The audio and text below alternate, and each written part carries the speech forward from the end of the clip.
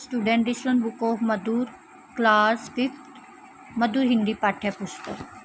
Student, today we start our new chapter from half yearly syllabus. Chapter name is सच्चाई, chapter number 4. So let us start. इस पाठ में बच्चों को सच बोलने की प्रेरणा तथा अपनी गलती स्वीकार करने की शिक्षा दी गई है। तो इस पाठ में ये बताया गया है कि हमेशा बच्चों को सच बोलना चाहिए और अगर उनकी कोई गलती है तो उन्हें अपनी गलती को मानना चाहिए। ठीक है। सीना, एक दिन गुरुजी कक्षा में गणित पढ़ा रहे थे। उन्होंने कुछ सवाल बच्चों को हल करने के लिए दिए।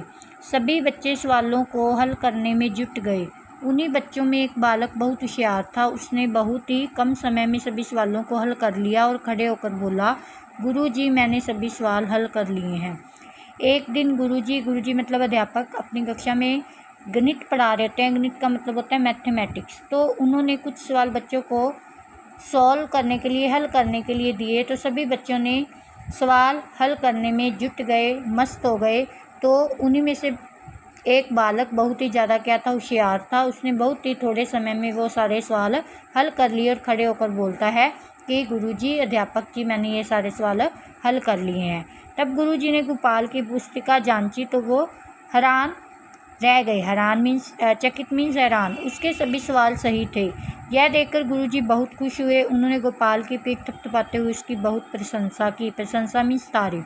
तो गुरुजी ने उस बच्चे का जो नाम था गोपाल था, उसकी पुस्तिका को देखा, चेक किया और वो देख के हैरान हो गए क्योंकि उसके सारे सवाल सही थे।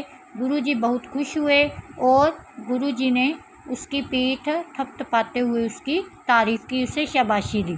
फिर उन्होंने सभी बच्चों को कुछ सवाल घर से हल करके लाने के लिए दिए और बोले, बच्चों ये आज का गृह कार्य है। गृह कार्य मीन्स घर का काम। इन सवालों को तुम्हें स्वयं हल करना है। यह सुनकर सब बच्चे खुशी खुशी घर चले गए। तो फिर क्या हुआ, अध्यापक जी ने कुछ सवाल उन बच्चों को घर से करने के लिए दिए और अध्यापक जी ने कहा कि ये आपका घर का काम है, ये सवाल आप स्वयं हल करके लाओगे। तो ये बात सुनकर सारे बच्चे खुशी खुशी से घर चले गए। गोपाल घर आकर सवालों को हल करने लगा। माँ ने गोपाल से कहा, बेटा पहले खाना खा लो। गोपाल ने कहा, नहीं माँ, पहले यह सवाल हल कर लूँ। तो जैसे ही गोपाल घर आता है वो अपना जो स्कूल का काम मिला होता है उसको करने में जुट जाता है, मतलब उन सवालों को हल करने में लग जाता है। तो जो उसकी माँ होती है गोपाल की, वो उसे कहती है कि बेटा खाना खा लो पहले। तो गोपाल कहता है, नहीं, पहले मैं ये सवाल हल कर लूँ, उसके बाद खा लूँगा। माँ ने फिर गोपाल को प्यार से समझाते हुए कहा, बेटा पहले खाना खा लो, सवाल बाद में हल कर लेना। तो माँ जो होती है वो गोपाल को फिर से बोलती है कि प्यार से कहती है कि बेटा पहले खाना खा लो, सवाल बाद में हल कर लेना। माँ, बस एक ही सवाल रह गया है, बाकी तो मैंने सभी सवाल हल कर लिए हैं, परंतु ये सवाल मेरी समझ में नहीं आ रहा। तो वो अपनी माँ से कहता है कि माँ, सिर्फ एक सवाल रह गया है, बाकी मैंने सारे हल कर लिए हैं। तो इसका जो हल मुझसे नहीं हो रहा, मतलब ये मुझे समझ में नहीं आ रहा, गोपाल बोलता है। यह कहकर वह फिर सवाल हल करने लग जाता है। तो गोपाल ने बहुत कोशिश की परंतु सवाल उसकी समझ में नहीं आया। तभी उसका मित्र मीन्स एक दोस्त वहाँ आया। गोपाल ने मित्र की सहायता मीन्स मदद से वह सवाल हल कर लिया। तो गोपाल बहुत कोशिश करता है लेकिन वो जो सवाल होता है वो उससे हल नहीं होता। तो उतने में थोड़ी देर में फ़ोन आ जाता है, उसके पास उसका दोस्त आ जाता है और फिर वो अपनी दोस्त की सहायता से उस सवाल को हल कर लेता है। अगले दिन जब गुरुजी ने सभी बच्चों की पुस्तिकाएं जांची तो केवल गोपाल के ही सभी उत्तर सही थे। उन्होंने गोपाल को शाबाशी देते हुए कहा, बेटा गोपाल, मुझे तुम पर गर्व है। गर्व मीन्स मान है। पूरी कक्षा में केवल तुम्हारे जवाब ही सही हैं। फिर उन्होंने जेब में से एक कलम निकाली, कलम मीन्स पेन निकाली और गोपाल को देते हुए कहा, बेटा मैं तुमसे बहुत प्रसन्न मीन्स खुश हूँ और यह कलम मैं तुम्हें पुरस्कार स्वरूप देता हूँ। तो अगले दिन जब गुरुजी सभी बच्चों की पुस्तिकाएं देखते हैं तो सिर्फ गोपाल के ही सारे जो आंसर होते हैं, उस प्रश्न के उत्तर होते हैं, वो सही होते हैं। तो गोपाल को वो शाबाशी देते हैं और उसको कहते हैं कि बेटा मुझे तुम पर क्या है, मान है, गर्व है। पूरी कक्षा में सिर्फ तुम्हारे ही जवाब सही हैं तो फिर वो अपनी जेब में से एक पेन निकालते हैं, कलम निकालते हैं और गोपाल को देते हैं और कहते हैं कि मैं तुमसे बहुत ज़्यादा खुश हूँ और मैं तुम्हें इसे इनाम के रूप में देता हूँ। गोपाल गुरुजी की बात सुनकर रोने लगा। गोपाल को रोता देखकर गुरुजी हैरान रह गए। उन्होंने पूछा, अरे बेटा तुम क्यों रो रहे हो?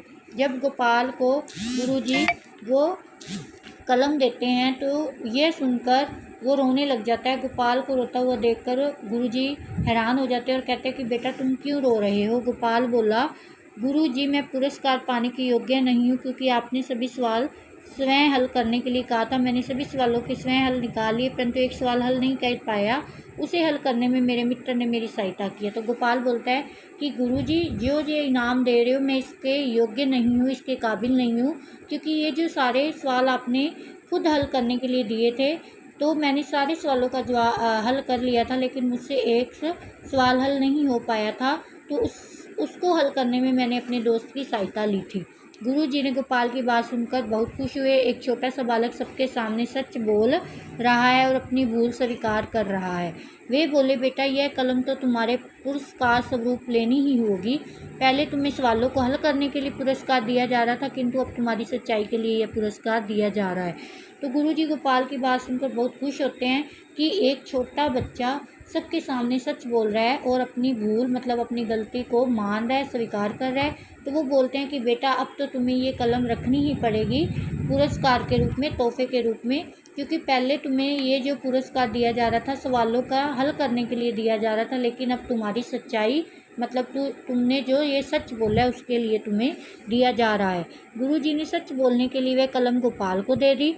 बच्चों जानते हो ये बालक कौन था? इस बालक का पूरा नाम था गोपाल कृष्ण गोखले। यह बालक बड़ा होकर हमारे देश का महान नेता बना। महात्मा गांधी गोपाल कृष्ण गोखले को अपना गुरु मानते थे। जो महात्मा गांधी थे वो गोपाल कृष्ण गोखले को अपना गुरु मानते थे। तो गुरुजी ने सच बोलने के लिए कलम गोपाल को दे दी। क्यों दी? और क्योंकि वो उसने सच्चाई अपना काम स्वयं करने के साथ साथ उसने सच्चाई का साथ दिया। तो ये जो बच्चा था ये बड़ा होकर किसके नाम से क्या नाम था इस बच्चे का? गोपाल कृष्ण गोखले। ये हमारे देश का बड़ा नेता बना था बड़ा होकर। ठीक है, तो इस चैप्टर से हमें ये शिक्षा मिलती है कि हमें अपने काम को खुद करना चाहिए और हमेशा सच्चाई का साथ चुनना चाहिए। Thank you student.